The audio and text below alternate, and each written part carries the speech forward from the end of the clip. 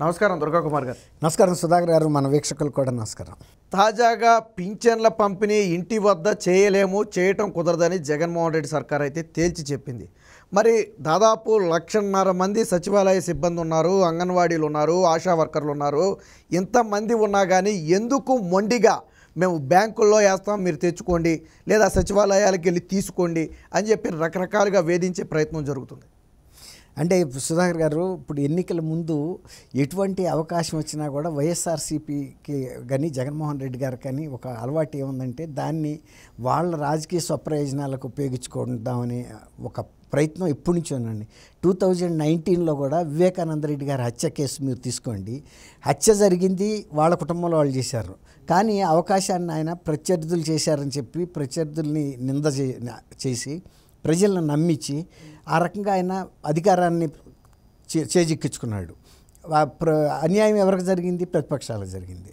ఇప్పుడు ఈ వృద్ధులకు సంబంధించిన పెన్షన్ల విషయంలో గతంలో కూడా వాళ్ళు చంద్రబాబు నాయుడు గారిని నిందించారండి. వెళ్ళి కేంద్రంలో ఫిర్యాదు చేయటం వలన మా వాలంటీర్స్ వచ్చి మీకు ఇళ్ల దగ్గర ఇవ్వటం లేదు అని. అక్కడికి కూడా కేంద్ర రాష్ట్ర ఎన్నికల సంఘాలు కొంత చొరవ తీసుకోబట్టి కనీసం ఒక 33 మంది చనిపోవటంతోనే ఆపగలిగారు. లేకపోతే వాళ్ళు అసలు ఇంకా దాన్ని కొన్ని వందల రాక కూడా చచ్చిపోయినా కూడా స్పందించని పరిస్థితికి వచ్చింది.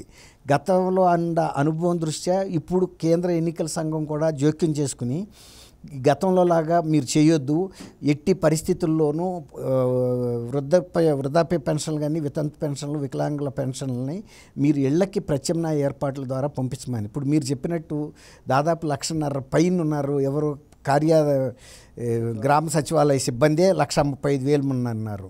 అంగన్వాడీలు ఉన్నారు, ఆశా వర్కర్స్ ఉన్నారు. వీళ్ళందరినీ ఉపయోగించుకుని ఇంటికి పంపడం పెద్ద విషయం కాదు.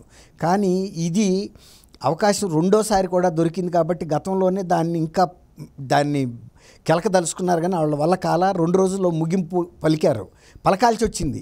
ఇప్పుడు దీన్ని వాళ్ళు జవహర్ రెడ్డి గారు కూడా ఇంతకుముందే ఒక లెటర్ రాశాడండి కేంద్ర ఎన్నికల సంఘానికి. మీరు మమ్మల్ని ప్రత్యామ్నాయ ఏర్పాట్ల ద్వారా ఏర్పాట్లు చేయమన్నారు, కానీ రాష్ట్ర ప్రభుత్వం ఆ ఏర్పాటు చేసే పరిస్థితిలో లేదు, మా వల్ల కూడా జరగదు అని చెప్పేసి కూడా ఆయన లెటర్ మళ్ళీ రిప్లై కూడా ఇచ్చాడు. రిప్లై ఇవ్వటం అనేది ఇప్పుడు వాళ్ళు ఎంక్వైరీ చేస్తారు, ఎందుకు వీలు కాదు.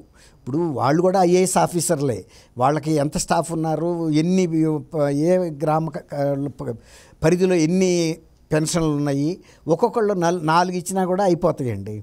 ఒక్కొక్క గ్రామంలో ఒక వ్యక్తి ఒక సిబ్బంది 4 ఇస్తే అయిపోద్ది. 4 ఇవ్వటం కష్టం అండి. ఒక బజార్లోకి వెళ్తే ఒక వ్యక్తిని ఆ 4 ఇచ్చేసుకుని వస్తాడు. కానీ వీళ్ళు అది కాకుండా మళ్ళీ కూడా చంద్రబాబు నాయుడు గారిని, తెలుగుదేశాన్ని, ప్రతిపక్షాలని ఇరుకుని పెట్టి ఇప్పుడే ఇంకా అంతకన్నా కాంప్లికేట్ చేస్తున్నారు, విషయాన్ని కఠినతరం చేస్తున్నారు. ఎట్లా అంటే ముందు ఈ వృద్ధులంతా వెళ్ళి వాళ్ళ ఆధార్ కార్డు పట్టుకెళ్ళి గ్రామ సచివాలయానికి ఆధార్ కార్డు ఏ బ్యాంక్ అకౌంట్కి లింక్ అయ్యి ఉందో తెలుసుకోవాలంట. ఆ బ్యాంకులు అకౌంట్కి తెలుసుకున్న తర్వాత సపోజ్ ప్రతి గ్రామంలోనూ బ్యాంకులు లేవు కదండి, చాలా గ్రామాల్లో ఉండవు, కొన్ని గ్రామాల్లోనే ఉంటాయి. ఉన్నా కూడా కొంచెం 1 కిలోమీటర్ 2 కిలోమీటర్స్ ఉండొచ్చు, కొన్నిసార్లు 30-40 కిలోమీటర్లు వెళ్ళాల్సిన పరిస్థితులు కూడా గ్రామాలు కొన్ని ఉన్నాయి. వాళ్ళు కొంత దూరం నడుచుకుంటూ వెళ్ళి మళ్ళీ ఏదో ప్రైవేట్ వెహికల్ ఎక్కి మళ్ళీ అక్కడి నుంచి ఇంకొక ఇది తీసుకుని వెళ్ళాలి మజిలీ. ఈ పరిస్థితుల్లో వాళ్ళు ఏం చేస్తున్నారంటే ఆ బ్యాంకులో వేస్తాం, మీరు వెళ్ళి తెచ్చుకోవాలి అని చెప్తున్నారు. అంటే కావాలని ఇదంతా కూడా వీళ్ళల్లో వ్యతిరేకత పెంచడానికి, వృద్ధుల్లోనూ వాళ్ళ కుటుంబాల్లో కూడా తెలుగుదేశం చేయటం వలన మేము పంపలేకపోతున్నాము ఇది వాలంటీర్లతో, కాబట్టి ఈ తప్పు ఏదన్నా ఉంటే మాది కాదు వాళ్ళదైనా వాళ్ళ మీద నిందేయటానికి ఈ విధంగా రాజకీయ లబ్ధి పొందటం అనేది ప్రతి అంశంలోనూ అలవాటైందండి. అది రాజకీయ నాయకులకు ఉండటం ఒక రకం, కానీ అధికారులు కూడా వాళ్ళకి తోడ్పాటు అందించడం అనేది ఇప్పుడు చాలా ఇబ్బందికరమైన అంశం. ఇప్పుడు శశిభూషణ్ కుమార్ గారిని గ్రామ పంచాయతీరాజ్ వ్యవస్థకి ప్రిన్సిపల్ సెక్రటరీ, ఆయన ఒక ప్రధాన కార్యదర్శి. ఆయన గతంలో మేము బ్యాంక్ అకౌంట్లో వేయము, ఎందుకు వేయమంటే ఒక్కోసారి మేము తీసుకెళ్ళి ఇళ్ళకే ఇస్తాము, ఒక్కోసారి చనిపోయిన వాళ్ళ పేర్ల మీద కూడా వెళ్ళి ఈ బెనిఫిట్ చేరే అవకాశం ఉందని చెప్పాడు. ఇప్పుడు అదే వ్యక్తి ఏం చెబుతున్నాడంటే మేము దాంట్లోనే వేస్తాము, వెళ్ళి ఇళ్ళకి వెళ్ళి ఇవ్వటం మాకు కుదరదు, ఎవరన్నా కనుక బాగా వెళ్ళలేని ఏమైనా ఉంటే కొన్ని ప్రత్యేకమైన కేసుల్లో మాత్రం పంపిస్తామని. ఇప్పుడు కూడా అప్లై అవుతుంది కదండి, ఎవరైనా చనిపోయిన వాళ్ళకి కూడా కొంతమందికి వెళ్ళిపోయే అవకాశం ఉంటుంది కదా కంప్యూటర్లో కనుక అప్డేట్ కాకపోతే. కాబట్టి అంటే ఒక వ్యక్తి ఎన్ని రకాలుగా మాట్లాడవచ్చు, అధికారులు ఆ విధంగా మాట్లాడటం కరెక్ట్ కాదు. ఏదైనా సరే వీళ్ళు కేంద్ర ఎన్నికల సంఘం వాళ్ళకి బాస్. అక్కడ కూడా ఐఏఎస్ ఆఫీసర్లు ఉన్నారు. అది ప్రధానమైన పరిపాలనా విభాగంలో శాశ్వత విభాగం.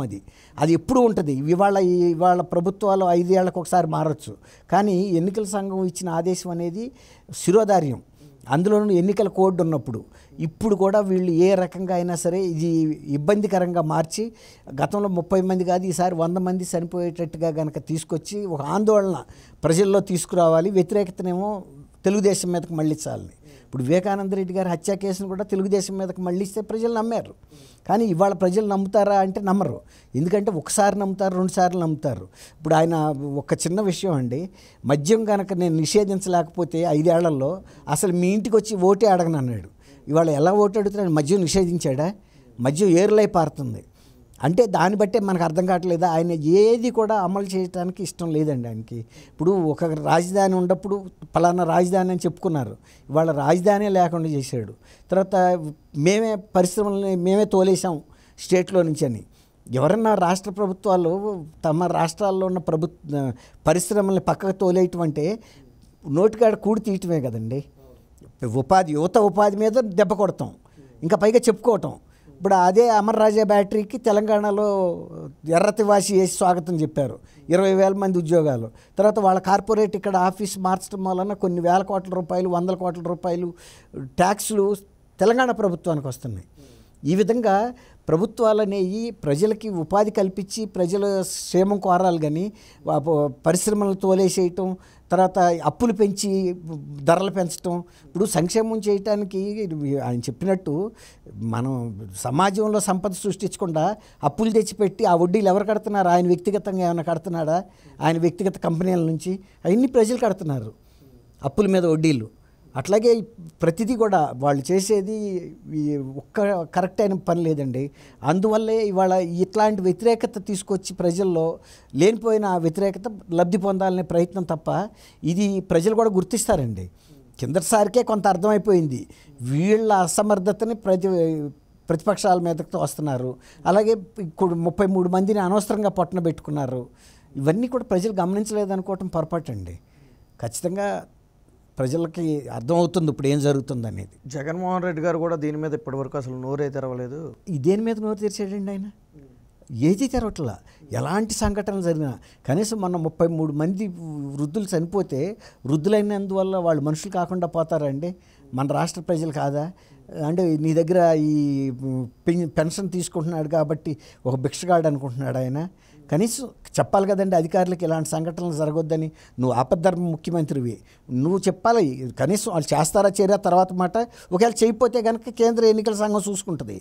వాళ్ళ మీద క్రిమినల్ కేసులు పెట్టాలా, ఏ కేసులు పెట్టాలనేది, సస్పెండ్ చేయాలా, డిస్మిస్ చేయాలా అని.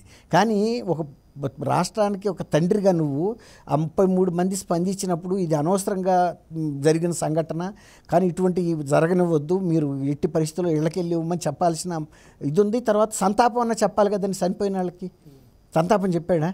అట్లాగే కిందసారి వివేకానంద రెడ్డి గారు హత్యని ఫలానా వాళ్ళు చేశారన్నాడు. ఇవాళకి అది జరిగింది, వాళ్ళు చంపలేదు, నేను నోరు జారినందుకు నేను క్షమాపణ అడుగుతున్నానని అడిగాడండి. సంస్కారం అనేది ఉండాలి కదా. ఇప్పుడు ఒక హత్యానేరమే ఇతరుల మీద వేసినప్పుడు అది కాదు అని నీకు తెలిసింది. వాళ్ళ ఇంట్లో వాళ్ళే చంపారని ఇంట్లో అందరూ చెబుతున్నారు, అదే దర్యాప్తు సంస్థలు చెబుతున్నాయి. ఒక ముఖ్యమంత్రిగా నువ్వు క్షమాపణ అయితే బహిరంగంగా చెప్పాలి. ఎందుకంటే నువ్వు బహిరంగంగా ఆరోపణ చేసావు, ఏదో ఇంట్లో కూర్చుని నీలో నువ్వు అనుకుంటే అది చెప్పాల్సిన అవసరం లేదు. కానీ అన్ని టీవీల్లో అన్ని ప్రసార మాధ్యమాల్లో వచ్చినాయి. వాళ్ళు ఒక హంతకులుగా ముద్రపడ్డారు కదా, ఆ ముద్ర ఎవరు తొలగించాలి? ఇప్పుడు ఎవరైతే మనం సిరాజ్ వెళ్ళామో మనమే తుడవాలి దాన్ని, అందుకని ఇంకొకళ్ళు చేయరు.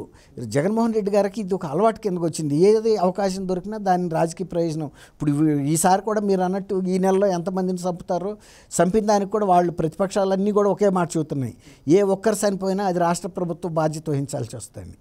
అది చూద్దామండి, ఈ 4 రోజుల్లో ఏం చేస్తారో చూద్దాం.